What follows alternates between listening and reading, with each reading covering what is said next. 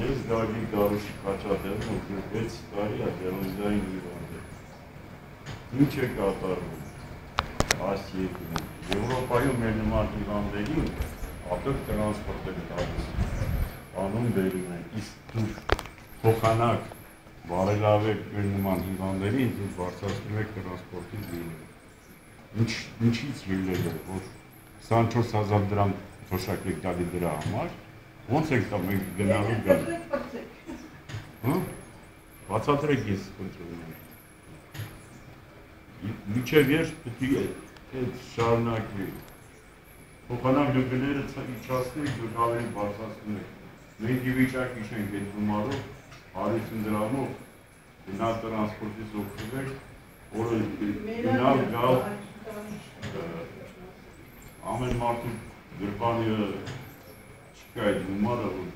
վճարի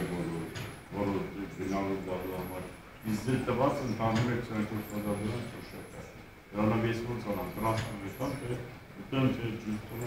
թե ինչ անեմ։ Մինչև վերջ պետք է շարունակվի տանուղին։ Վերջը թելի վերջը լինում է, դուք փոխանակ բարելավեք մեր նման հիվանդների տրանսպորտը դարձնեք զրի, դուք ավելի գները բարձրացնեք, սա գեղեցիկ չէ։ Ես եղել եմ Եվրոպայում, տեսել եմ թե մեր նման հիվանդների, թե ոնց են հատուկ տրանսպորտ տալի, որ տանում բերում են։ Իսկ մեր մոտ այդ բանը դաժե չկա է։ Մենք ի վիճակի չենք, դուք պատկերացրեք դիալիզից հետո թույլ մարդը նորից տրանսպորտ տեսնի ու գնա հասնի տուն։